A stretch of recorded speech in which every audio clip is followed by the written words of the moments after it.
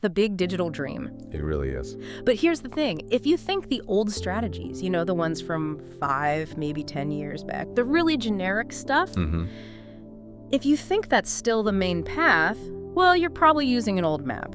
The whole landscape, it's just fundamentally changed. It really has. Okay. And the big driver, leverage. That's the key word today. Leverage, okay. Yeah, the difference between making money online now versus, gosh, even just 3 years ago, it's the speed of tech adoption. It's insane. Right. We're not really talking about building everything brick by brick anymore. It's all about leveraging two main things: AI, artificial intelligence, and serious automation. Okay. These tools, they've either drastically cut down the effort needed, or they've scaled up what one person can do so much that the whole economics, the whole way you earn, it's just flipped. Okay, so let's really unpack this for you, the listener. Our mission today in this deep dive is to give you a clear, structured look at what's actually working right now. We've dug into the research, pulled together the data, and we're going to walk through 15 powerful and, importantly, realistic ways to earn online. Realistic is key. Totally. Strategies that work, whether you're just looking for some extra cash or maybe building a full-on digital career. And we're really focusing on methods that use these new tech efficiencies we just mentioned. And stick with us, because we're going to guide you through some ideas you might not have thought about. Especially, wait till we get to the final section. We'll look at what might be the biggest category for 2026. Building side hustles focused entirely on AI itself. Ooh, interesting. Okay, let's dive right in then. Section 1, the AI amplified professional. This is all about using the skills you already have, your core skills, but making them, well, massively scalable. So when AI, ChatGPT and all those image generators first exploded onto the scene, there was this immediate panic, wasn't there? Oh, absolutely. Fear replacement. Yeah, people were thinking, okay, writers, designers, editors, are we all out of a job? But what the market's actually shown, now we're looking at 2026, it's much more nuanced, right? It really is. AI isn't just replacing skilled pros. It's acting more like a turbocharger for human creativity. Yeah. It makes the efficient professional way, way more valuable. So the skill itself hasn't disappeared, it's just evolved. Exactly. What's really fascinating is how competence is shifting. Clients aren't just paying for the basic craft anymore, just the ability to write well or design something nice. Right. They're paying for the speed and the efficiency you bring. How quickly can you take their strategy and make it happen? The top earners, they're the ones blending that core human creativity with a real mastery of these AI tools. Hashtag 1, freelancing with AI tools. Okay, so that leads us straight into our first method, freelancing, but specifically with AI tools. Freelancing itself isn't new, but this feels like freelancing 2.0, high leverage. Totally. And the data we're seeing shows the trick is actually pretty straightforward. You stop trying to compete head-on with AI speed. Which you can't win anyway. You can't win that race. Instead, you use the AI to amplify the uniquely human value you bring. The strategy, the nuance, the voice. Okay, give us an example, like for a writer. Sure. Think about a content writer. They're not just asking ChatGPT to write me a blog post and hitting publish. That output is usually pretty bland, right? Lacks personality. Yeah, robotics sometimes. Exactly. Instead, they use it strategically, maybe for rapid-fire headline ideas, bang out 50 options in minutes, or summarizing heaps of research instantly, or generating structured outlines based on very specific SEO keywords. So the AI does the heavy lifting, the grunt work. Precisely. Then the human writer steps in, they apply their expertise, inject the right voice, craft the narrative, polish it. All the stuff AI still kind of struggles with. And this isn't just for writers, is it? What about visual fields? Same principle applies. Designers aren't getting replaced by Midjourney or Stable Diffusion. Not the good ones, anyway. They're using these tools to prototype like crazy.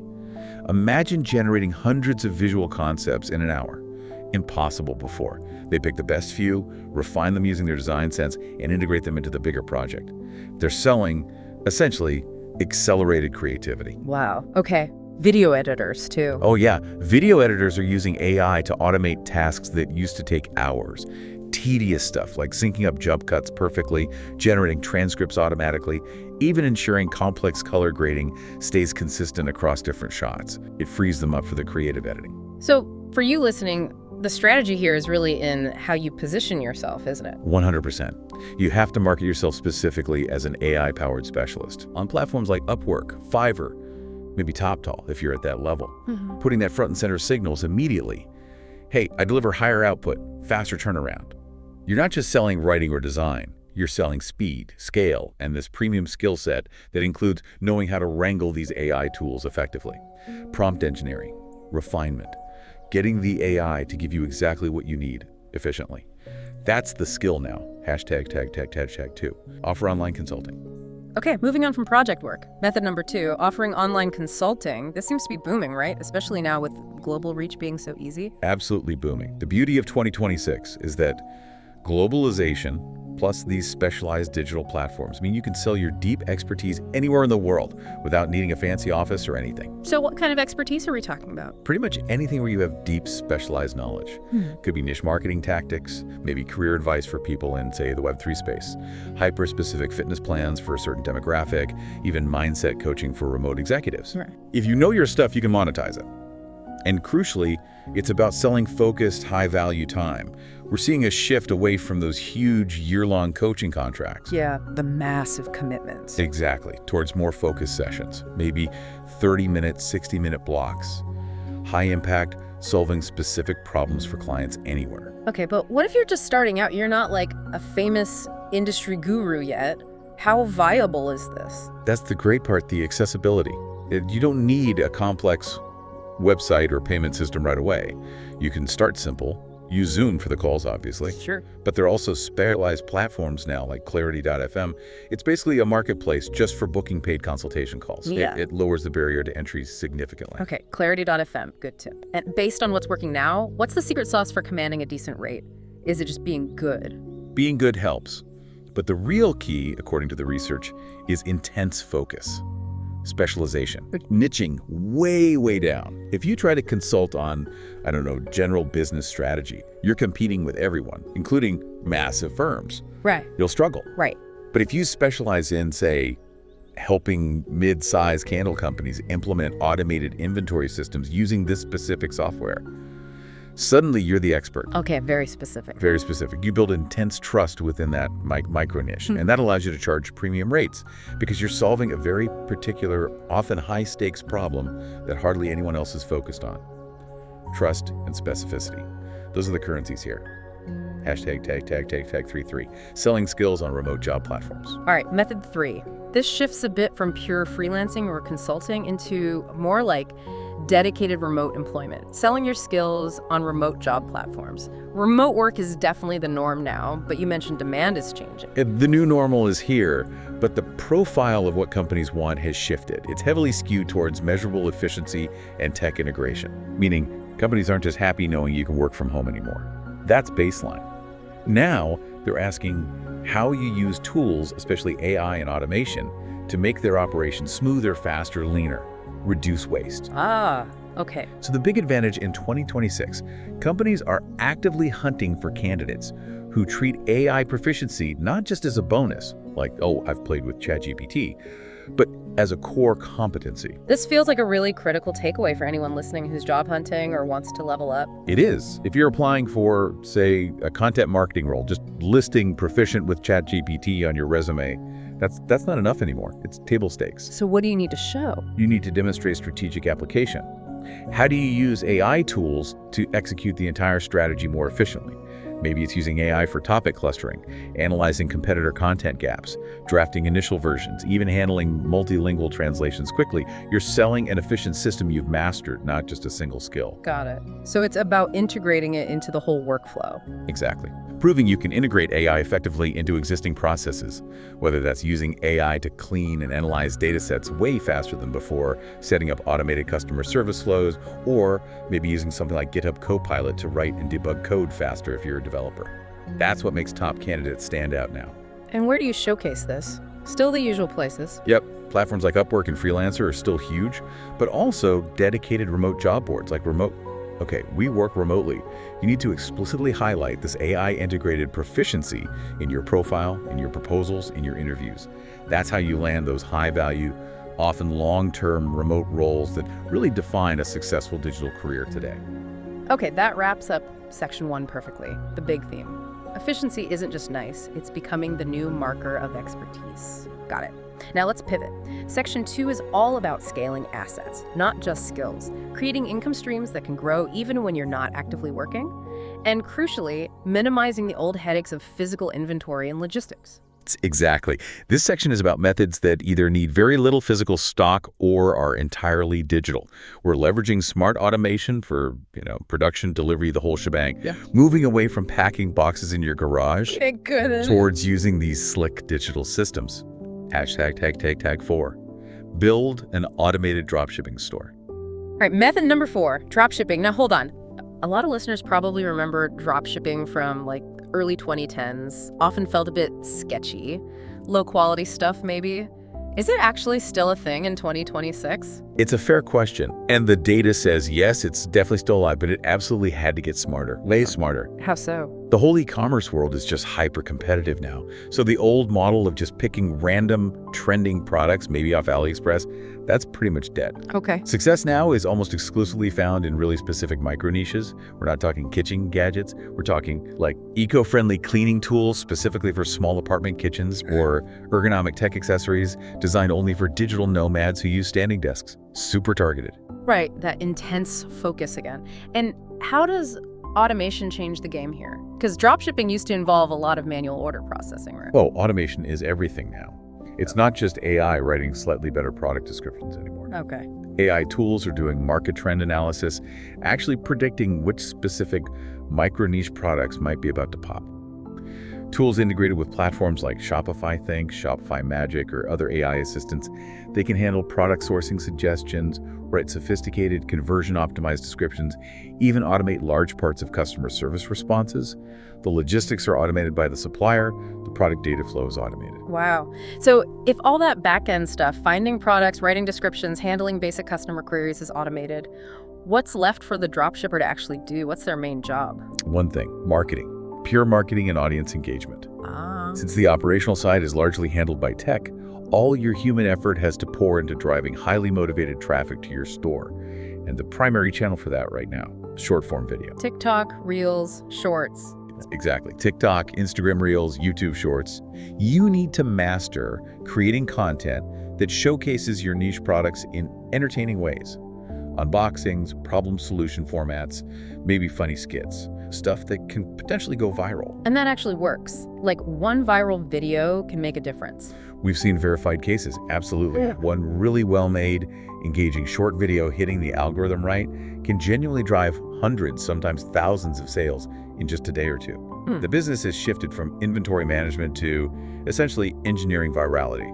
Hashtag 5. Create and sell digital products. Okay, method 5, create and sell digital products. Now this one, I like this one. These feel like high leverage, zero hassle assets. You make it once a template, an ebook, a preset, and it can potentially sell forever. That sounds like the passive income dream. It really is the closest thing for many people. And the definition of digital product has exploded way beyond just simple PDFs. Right, what are we seeing now? Huge demand for things like complex version dashboards for organizing specific workflows, specialized Lightroom presets for, say, moody food photography, custom spreadsheet templates for budgeting, even things like printable planners or digital art assets. Things that solve a specific problem or provide a holistic aesthetic. Exactly. High value, instantly deliverable, and crucially, zero cost to replicate. You make it once. But okay, what if I'm listening and thinking, I'm not a graphic designer or I'm not a coder? How can I actually create these things and compete? Well, that's the other big shift. The barrier to entry for creation has plummeted, largely thanks to AI again, combined with user-friendly platforms. Like Canva. Canva's a huge one, yeah. You can combine AI tools for initial idea generation, maybe basic structure or content outlines, and then use a platform like Canva to do the actual design work, even if you're not a pro.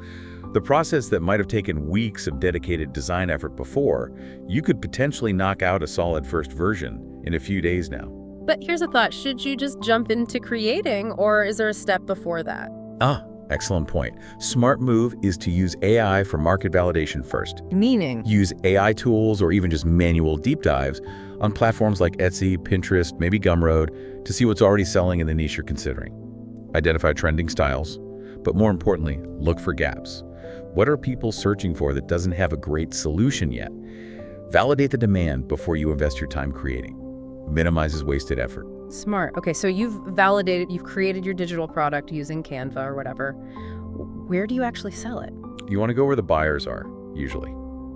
Etsy is still massive, especially for anything visual or template-based, but also look at specialized platforms like Gumroad or Payhip. Gumroad, Payhip, what are those exactly? They're super simple digital storefronts. They handle the payment processing, the secure file delivery to the customer, all of that instantly. Really easy to set up. And the selling strategy, is it just list it and hope? Rarely works. Usually the best sales strategy is content marketing. Create tutorials, blog posts, or social media content. Again, short-form video works well here, showing people exactly how your digital product solves their specific problem or helps them achieve a certain look or result. You demonstrate the value. #6, print-on-demand business, POD. All right, number 6, print on demand or POD. This feels like it's for the creative folks, the ones who like designing, but again, hate the idea of inventory and shipping boxes. That's exactly who it's perfect for. It's very design-centric. Think graphics, slogans, illustrations, patterns that you can put on things. Like t-shirts, mugs, posters. T-shirts, mugs, phone cases, tote bags, wall art. The product range is huge now. Yeah. And the massive advantage why POD is still so viable is zero risk on your end. How so? You partner with a POD platform. Printify is a big one. Printful, Redbubble works differently but is also popular. You upload your design, that's it. Only when a customer actually buys an item with your design on it. Then the platform prints it? Exactly. The platform prints it, packs it, ships it directly to the customer, handles customer service for shipping issues, and then they just send you the profit. You never touch the product. No inventory, no upfront costs for stock. Okay, but here's the challenge now, right? With AI art tools like Midjourney, DALL-E, Stable Diffusion, anyone can generate tons of unique-ish designs really easily. Hasn't that flooded the market? How do you stand out? That is the critical question for POD in 2026. You're absolutely right. If you just try to sell generic AI-generated images slapped on a t-shirt, you'll get lost, you'll fail. There's just too much noise, too much saturation. So what's the key then? The key to profitability, just like with dropshipping, is finding highly specific, often emotional niches that the big players ignore. Emotional niches? Like what? You can't just sell funny cat shirts anymore. Too broad. You need to go for like funny vintage style designs about cats, specifically for librarians who also love gardening. Okay, that's pretty specific. It has to be. Or maybe inspirational quotes formatted in a certain aesthetic for people training for their first ultramarathon. You need that deep niche connection, that feeling the customer gets of, oh wow, this was made just for me. That's what cuts through the noise and drives the purchase, overcoming the saturation problem. It's about resonance. Finding that unique emotional leverage. Got it. Okay, this feels like a good place to transition. We've covered leveraging skills and scaling digital inventory assets. Now let's get into section 3, which is probably the biggest and maybe most dynamic area. The content creator economy. Right. And the core idea of binding all these methods together in this section is that regardless of how you eventually monetize, whether it's ads, selling your own products, subscriptions, sponsorships, the real long-term asset you're building is a loyal audience. In a world drowning in automated, often generic content, trust, and genuine connection. That's the gold standard. #7. Affiliate Marketing 2.0. Okay, kicking off section 3 with number 7, affiliate marketing. But you're calling it Affiliate Marketing 2.0. Why the update? Because the old way is dead. The research is crystal clear on this. The era of just, spamming your affiliate links in random Facebook groups or comment sections, that doesn't work. It just annoys people. Right, feels desperate. It does. We're now firmly in the era of high authority, trust-based content. That's Affiliate Marketing 2.0. So what does that look like in practice? The successful affiliate marketer today is essentially an authority figure in their niche. They're an educator, a trusted reviewer, a curator. They build something substantial. Maybe a dedicated blog, a YouTube channel, an influential Instagram page focused intensely on one specific topic. Like what sort of topics work well? Could be anything where people buy stuff. Think high-end coffee brewing gear, or productivity software for freelancers, or maybe sustainable travel products. You pick a lane. And the content itself has to be. It has to be impeccable, really valuable. We're talking honest, super detailed reviews, pros and cons, in-depth tutorials showing how to use the products, actionable tips that genuinely help your audience make better decisions. And then the links are integrated naturally. Exactly. You weave in your affiliate links from networks like Amazon Associates, maybe Impact, ClickBank, or specific company programs. But the click doesn't come because you push the link hard. It comes because you've built trust through consistently delivering quality content. They trust your recommendation. Okay, but building all that content, blogs, videos, reviews, that sounds like a ton of work. Where does AI fit in here to make it feasible? AI is absolutely essential for scaling this model effectively. You need a significant volume of high-quality, targeted content to build authority and attract organic traffic. Right. So AI becomes your assistant. It's crucial for complex SEO keyword research and mapping, finding what people are actually searching for. It can help structure SEO-optimized blog posts to rank well in Google. It can help script video segments that address specific user questions or pain points. It can even generate things like detailed product comparison charts or visuals really quickly. So AI handles the structure and some of the heavy lifting. You provide the expertise and final polish. Precisely. And the beauty of this model, once you get it established and your content starts ranking and attracting traffic, is that it becomes genuinely passive, or at least semi-passive. Money while you sleep. That's the classic promise, and it can be true here. Because your content is out there, working for you 24/7, earning commissions when people click and buy based on your trusted recommendations. It's built on a foundation of technology, enabling trust at scale. #8. Become an online course creator. All right, number 8, become an online course creator. This feels huge. The demand for skills, for online learning, it just seems to keep growing, doesn't it? It's absolutely massive. The online education market is booming across almost every field imaginable. Specific coding languages, advanced copywriting frameworks, mindfulness techniques, financial literacy for millennials, how to use specific software, you name it. So the prerequisite here is just knowing something well enough to teach it. Pretty much. If you're genuinely effective at explaining a subject, if you can break down complex ideas clearly, and if you can structure that knowledge logically, you've got the potential for a successful online course. Okay, let's say you have the knowledge. What about the platform? Should you build your own website to host it or use one of those big course marketplaces? Good question. It really depends on your goals and maybe your audience size initially. How so? Marketplaces like Udemy or Skillshare make it super easy to publish. They handle all the tech, the payments, and crucially, they have millions of existing users browsing for courses. So built-in potential audience. The downside, they take a pretty significant cut of your revenue and you have less control over pricing and branding. Okay, and the alternative? Platforms like Teachable, Thinkific, Kajabi, these let you build your own branded course website. You get maximum control over everything, pricing, student interaction, look and feel. You keep a much bigger slice of the revenue. The catch is, you have to drive your own traffic. There's no built-in audience. So maybe start on a marketplace to validate, then move to your own platform? That's a common path, yeah. But regardless of the platform, the key to success in 2026, especially with courses, is really nailing the instructional design. Meaning make it easy to learn. Exactly. People have shorter attention spans than ever. Your lessons need to be concise, super clear, and highly actionable. Focus on delivering tangible results or skills quickly. Break things down, use visuals, keep engagement high.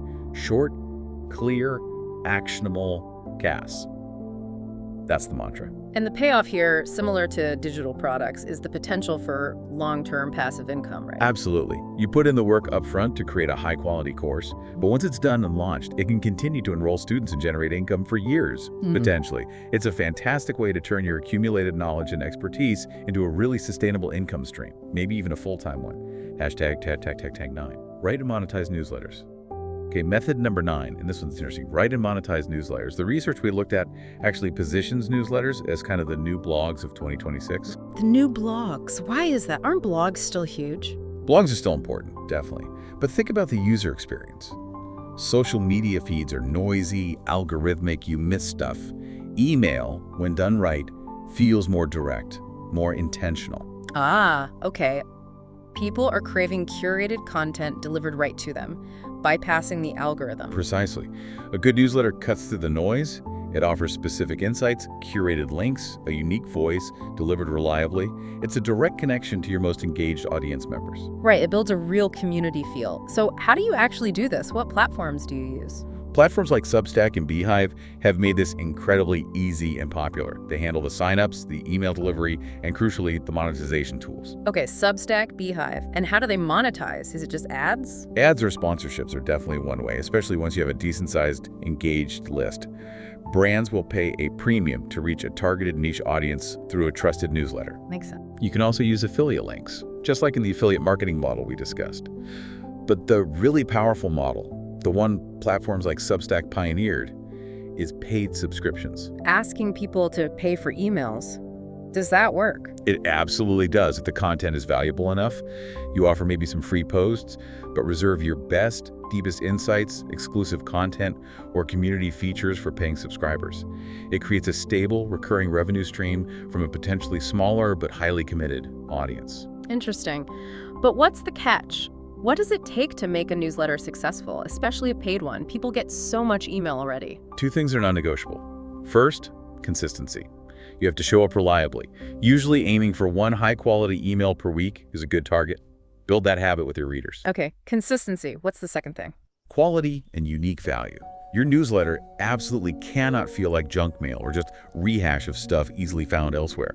You need to be an expert filter, a sharp curator, or offer truly unique analysis and insights. That perceived value is what justifies the subscription fee and keeps people opening your emails week after week. Quality is everything. Hashtag 10. Start a faceless YouTube channel. Okay, this next one, number 10, feels very 2026. Start a faceless YouTube channel. This taps into a big trend, right? Addressing the fact that a lot of people want to create content, but really don't want to be on camera. Exactly. It's a huge barrier for many potential creators. The gear, the lighting, feeling awkward on camera. Faceless channels bypass all of that, and the data shows they're absolutely booming in certain niches. So how do they actually work? If there's no face, what is there? It's a perfect storm of leveraging available tools. You're typically using high-quality AI voices for the narration. They're getting incredibly realistic now. Right. You combine that with relevant stock video footage, maybe screen recordings, animations, or complex motion graphics. And the absolute key is compelling, well-structured storytelling or information delivery through the script. What kind of niches work well for this? Lots. History channels are huge for this. Deep dives into historical events using archival footage and maps. Finance channels explaining complex concepts with animations and charts. Motivational channels using stock footage and powerful voiceovers. Even documentary-style explainers on science or technology. Anything where the information or story is the star, not the presenter's face. Okay, but wait, using AI voices, isn't there a risk there? Like with YouTube's monetization policies? Or sponsors maybe not liking it? That's a really important point. And yes, there can be risk if it's done poorly or looks purely automated. YouTube wants valuable, human-curated content. So how do successful faceless channels navigate that? The key seems to be using AI as assistance, not a total replacement for human effort. They might use AI for the basic voice track, maybe for generating initial script outlines or transcriptions, but the core research, the storytelling structure, the editing choices, the visual selection that's still heavily human-driven, it needs to feel crafted, not just assembled by a bot. Got it. So human oversight and quality control are crucial. Absolutely. And beyond the creation, the real success hinges on YouTube optimization. You have to be relentless about it. Yeah. Upload consistently, yes, but also spend significant time crafting clickable titles and eye-catching thumbnails. That drives the initial click. And then the content itself needs high retention, keeping viewers watching. That's what the algorithm rewards. And once you hit those monetization thresholds, the subscriber counts, the watch hours, how do these channels make money? Multiple streams, usually. Standard YouTube AdSense revenue is the base. Then, direct sponsorships become possible, as brands often care more about the engaged niche audience than seeing a face. And of course, affiliate links in the video description related to the content topic work really well too. It's a fascinating model because it really focuses on the content production system, making it potentially more scalable and less dependent on one person's on-camera availability. Exactly. It systematizes content creation in a way that's very appealing. Hashtag 11. Social media management for small businesses. Okay, moving to number 11. Social media management specifically targeting small businesses. This is less about building your own audience and more about offering a highly practical, scalable service. It's built on solving a very common and growing pain point for businesses. And what is that core pain point? It's almost universal, especially for traditional, local, or Main Street type businesses. They know they need a good online presence. They need to be active on Instagram, Facebook, maybe TikTok or LinkedIn, depending on their industry. Right, everyone tells them they need it. Exactly, but the business owners, they often lack the time or the specific know-how, or they just don't have dedicated staff to manage it all effectively. So what happens? Their social media feeds go quiet, look outdated, engagement drops off. It actually hurts their image. Okay, so that's where the opportunity lies. The social media manager steps in. What exactly do they offer?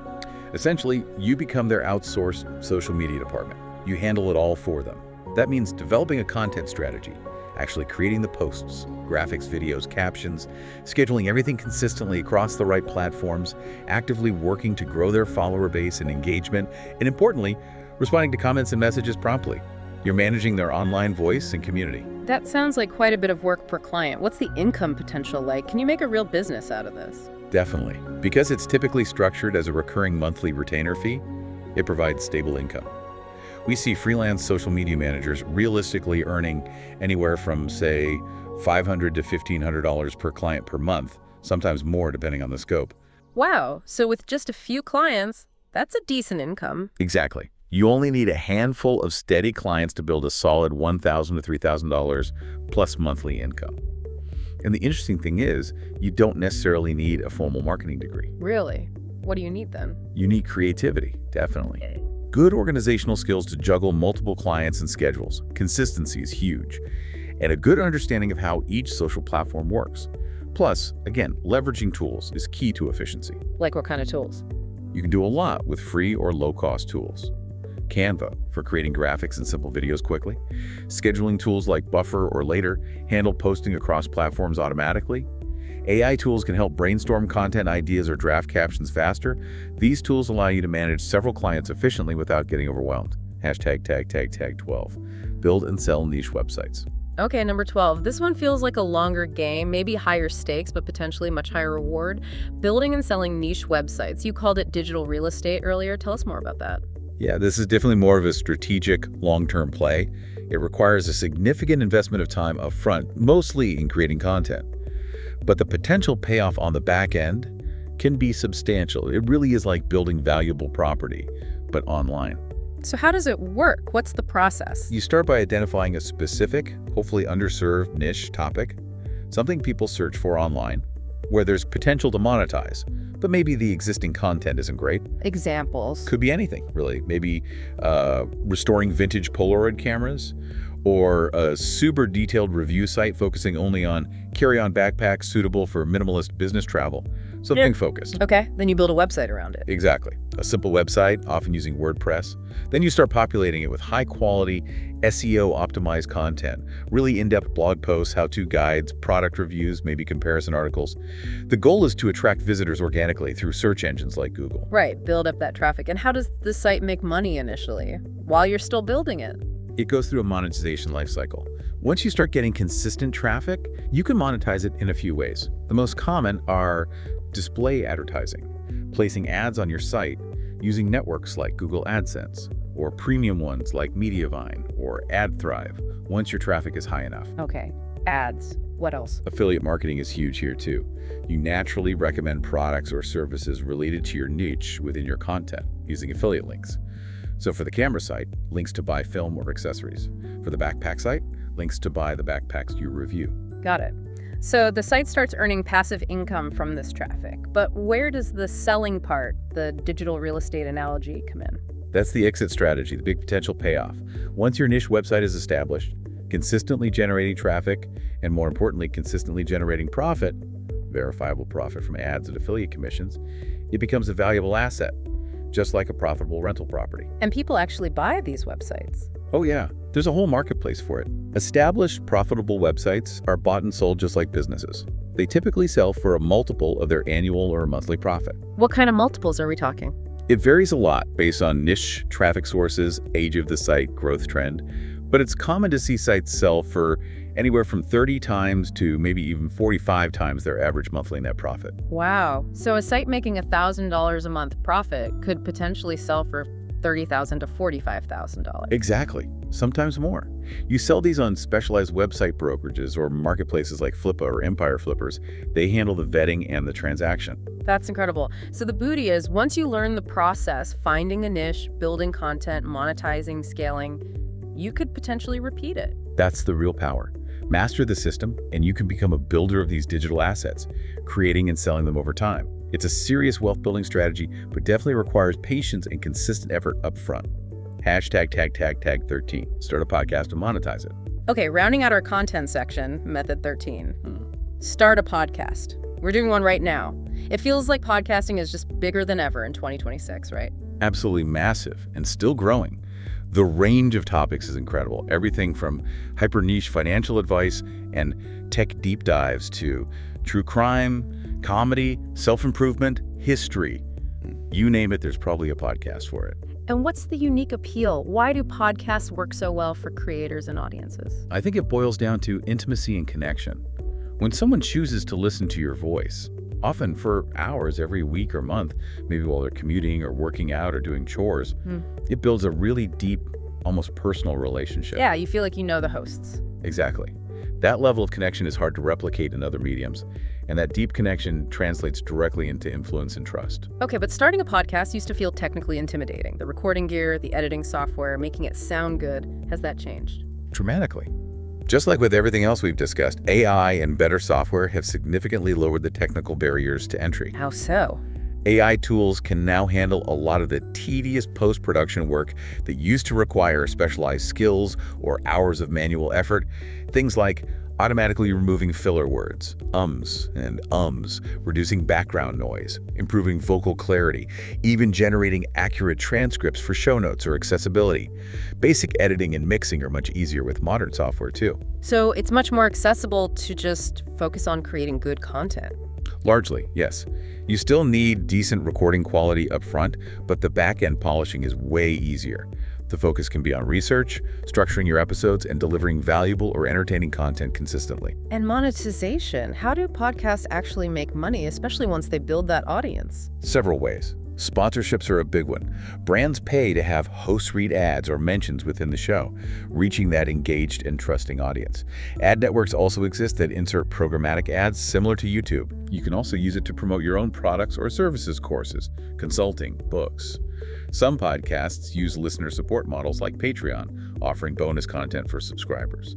And affiliate marketing works here too, mentioning relevant products or services with special links or codes in the show notes.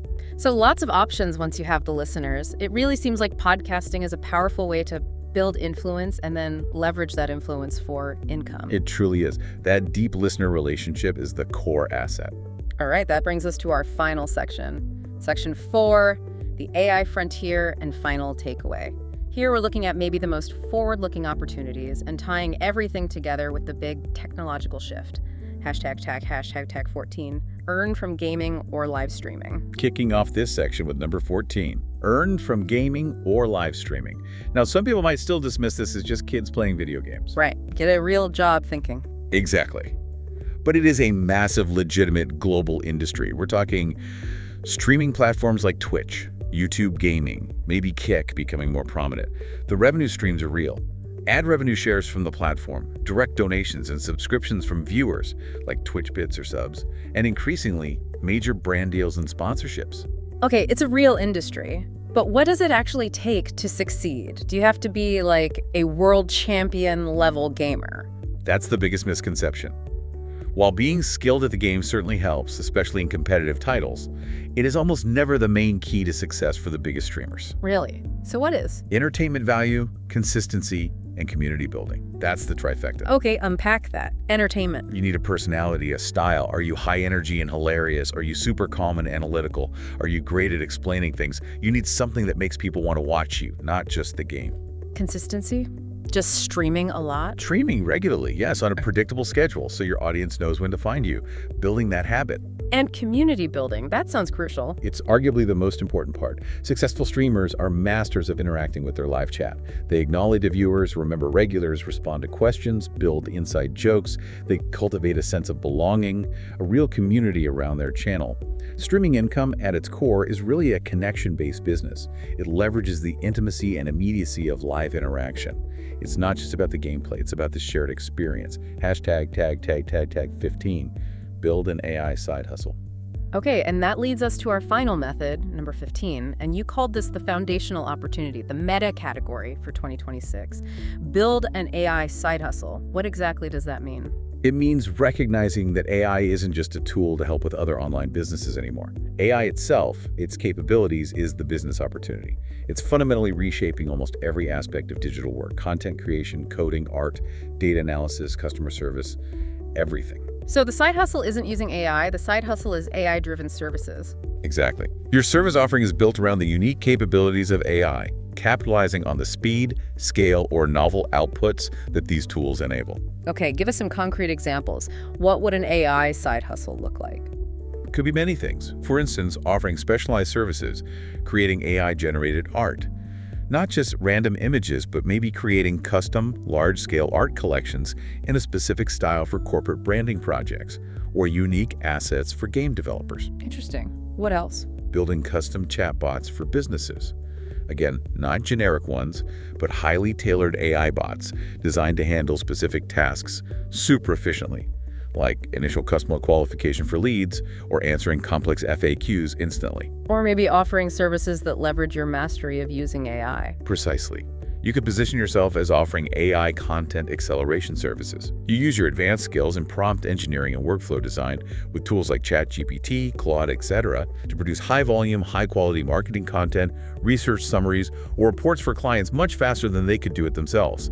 You're selling your expertise in leveraging the AI. This feels like the ultimate expression of that AI-amplified professional idea from the beginning. It really is.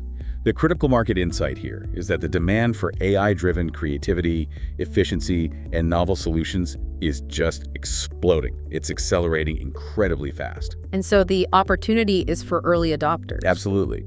Those who get in now, who truly master how to effectively instruct, guide, and refine the output of these powerful AI systems, then you're being disproportionately rewarded. Your earning potential becomes directly linked to your ability to harness and direct these automated systems effectively. If you can figure out how to use these tools intelligently to solve real business problems, you're tapping into the biggest efficiency driver the market has seen in years. The options are almost endless. Hashtag outro. Wow, okay, that was a lot. A really comprehensive deep dive. We've covered 15 powerful and I think genuinely realistic ways to make money online right now in 2026. Yeah, everything from using AI to supercharge your freelancing. Right, becoming that premium AI-powered specialist. To automating the tricky parts of dropshipping so you can focus on marketing. Building that digital real estate with niche websites. Monetizing trust through hyper-specific newsletters or courses. Even starting faceless YouTube channels or getting into AI-specific services. It covers a huge range. It really does. Yeah. So what's the final word, the big takeaway for everyone listening? Look, the closing message is actually pretty simple. The internet right now is absolutely brimming with leverage, with opportunity. Probably more so than ever before thanks to these tools. There's always a but. The but is Yeah. the gap between seeing the opportunity, between aspiration and actually achieving success. It's defined purely by one thing: action. None of these 15 methods, none of these systems work unless you actually commit to starting one of them. Reading about it, listening to us talk about it, that's step 0. Right. Don't try to do everything at once. Please don't. That's the road to overwhelm and failure. You don't need to master all 15. The key, honestly, pick one. Just one idea that resonates with you, that aligns with your skills or interests. Start small with that one. Start small, learn the specific system for that method, figure out the tools, make mistakes, learn from them, and commit to growing it consistently over time. That's how real progress happens. Okay, pick one. Start small, learn, grow. Got it. But maybe one final thought to leave everyone with, a bit provocative. Ooh, I like provocative. Go on. Think about all these AI-powered efficiencies we've discussed today. Automating descriptions, using AI for SEO, AI voices, AI art. Of these 15 opportunities, which of those AI skills do you think are going to shift? Shift from being just an optional advantage right now To becoming a mandatory baseline skill in, say, the next 2 or 3 years. Exactly. Will every dropshipper have to use AI for descriptions just to compete? Will advanced AI-driven SEO analysis be table stakes for affiliate marketers? Will AI assistants be expected in most remote roles? That's a really powerful question. The efficiency you choose to master today. Might very well be the fundamental requirement of your job or your online business tomorrow. The ground is shifting that fast. Something to really think about. Visualizing where this is heading and how you could be earning from something you enjoy, maybe scaled by this tech. That could genuinely be a reality this time next year, couldn't it? It absolutely could. The tools are there, the opportunities are there. Well, thank you for that fantastic deep dive, and thank you, the listener, for joining us. If you enjoyed this, stay curious, stay consistent, and keep building your own digital future.